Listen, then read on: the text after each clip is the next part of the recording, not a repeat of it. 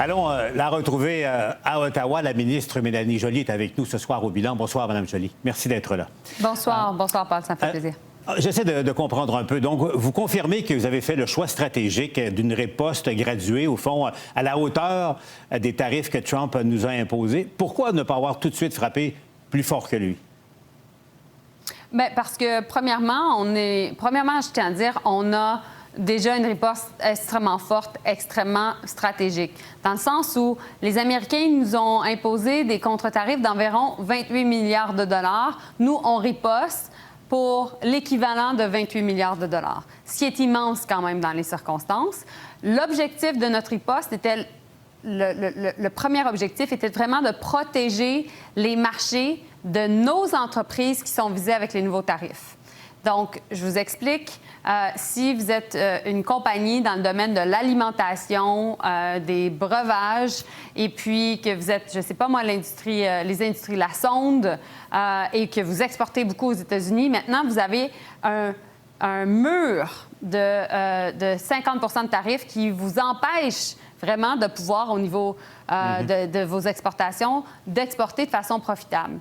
Mais là, nous, ce qu'on fait, c'est qu'on vise aussi certains produits qui vont faire en sorte de protéger le marché de la sonde ou de d'autres compagnies qui sont visées. Exact. Ça, c'était je comprends le premier objectif. Ouais, mais le deuxième objectif, c'était d'être stratégique pour justement viser certains États, viser certains marchés aux États-Unis, comme on l'a déjà fait par le passé. C'était une stratégie qui avait été extrêmement utile, sachant que ce que les Américains font présentement avec les tarifs de 50 %, c'est justement de pouvoir mettre de la pression politique sur le gouvernement. Alors, on a appris beaucoup de cette stratégie-là et nous, bien, on pense que c'est la meilleure façon de réagir. Maintenant, si les choses s'escaladent, s'il y a d'autres menaces qui viennent, dans le fond, à devenir réalité, bien, Paul, c'est pas compliqué. On va jouer nos meilleures cartes, on va être capable de répliquer. Donc, vous attendez à une riposte de notre riposte à nous, de la part de Donald Trump. Les autres cartes, là, allons droit au but. Avec le président Trump, il faut s'attendre à tout. Mais en même temps, il faut être plus, je vous dirais, le but, c'est qu'il ne faut pas être en colère. Il faut être stratégique, il faut être intelligent. C'est comme ça qu'on va gagner.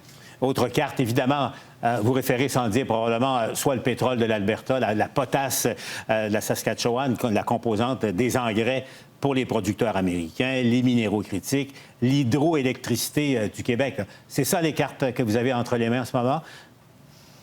On en a plein. Mon but, c'est de ne pas toutes les présenter à vous aujourd'hui, parce que, bien entendu, il faut être capable de ne pas négocier en public et de pouvoir continuer à mettre de la pression. Mais vous savez, moi, je suis convaincue qu'on est capable de gagner cette guerre tarifaire-là.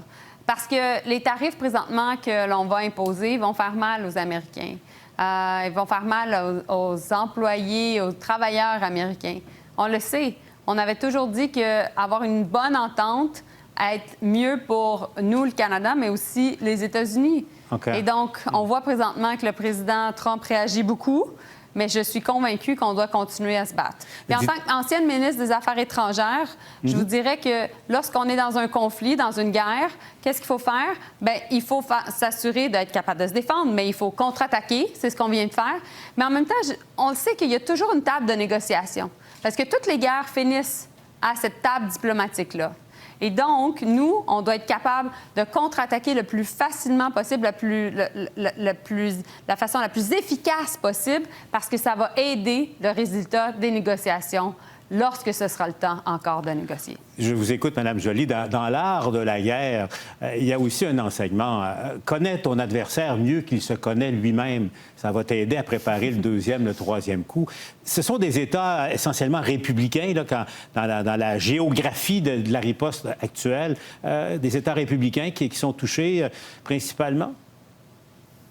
Il y a différents États qui sont visés, incluant des États pivots. Donc, et on l'avait fait à l'époque en 2018. Mais vous savez, on a déjà commencé à le faire. Lorsque la première ministre Frichette dit qu'elle ne va pas remettre sur les tablettes de la SAQ l'alcool, lorsque Doug Ford le dit pour la même chose pour l'équivalent de la SAQ en Ontario, qui est le SPO, pas remettre l'alcool sur les étagères, ça fait mal à des entreprises au sud de la frontière. Ça fait mal aux Bourbons du Kentucky et de tous ces producteurs. Et c'est une des raisons pour lesquelles les Américains voulaient certainement faire en sorte de ramener l'alcool américain sur les tablettes. Mais ça, c'était une façon pour les provinces vraiment de se retrouver à mettre de la pression. Mais le fédéral et les provinces ont encore d'autres cartes à jouer. Mais là, présentement, aujourd'hui, on va se concentrer sur ce qu'on a annoncé. C'est certainement les contre-tarifs. Mais je vous dirais aussi, il y a environ 25 à 26 000 entreprises à travers le pays qui sont affectées par des tarifs. Souvent, ça, c'est des très petites entreprises, des entreprises qui, contrairement au secteur qui était déjà tarifé, l'aluminium, l'acier, l'automobile, la foresterie, se retrouvent à être au cœur, dans l'œil de la tempête, dans l'œil de l'ouragan. Et donc, nous, on a annoncé beaucoup d'aide pour ces entreprises-là, certainement via DEC, Développement économique Canada pour les régions du Québec, dont je m'occupe, ou via la BDC. Ces entreprises-là vont pouvoir avoir accès à du financement non remboursable pour pas qu'ils tombent dans une spirale de dette, mais aussi à des prêts sans intérêt. Une petite question pratico-pratique sur la liste, parce que Dieu sait qu'elle est longue, là, quoi, 700 produits ou à peu près là, qui sont l'objet américains, là, qui sont l'objet de tarifs. Téléphone intelligent, on essaie de comprendre, est-ce que ça veut dire que à partir du 7 septembre, les téléphones Apple, par exemple, de fabrication, de nom américain, c'est une entreprise américaine, mais fabriquée en Chine, est-ce qu'ils sont taxés au Canada, oui ou non? Écoutez, je n'irai pas dans les détails là, ici. Donc, faire plaisir de faire en sorte de travailler avec l'équipe à finance, le ministre également, pour justement trouver réponse à cette question-là. Mais c'est sûr qu'à partir du moment où ils ont mis des contre-tarifs sur nous, ils sont taxés. Et à partir du moment où nous, on a mis des contre-tarifs, dans le fond, il y a également une augmentation, justement, des prix. Donc, pour nous, c'était important aussi, sachant que les Canadiens sont très affectés par le coût de l'épicerie, par les impacts de l'inflation partout à travers le pays. On a choisi nos contre-tarifs aussi pour s'assurer qu'on protège aussi le choix des Québécois et des Canadiens pour que ça ne coûte pas plus cher à l'épicerie. Je reviens aussi aux cartes que vous n'avez pas jouées, ce qu'on appelle la taxe Netflix sur les géants du web américain. Le Canada, bon joueur, bon garçon, a retiré cette taxe qui irritait la taxe sur Netflix, par exemple. On l'appelle comme ça.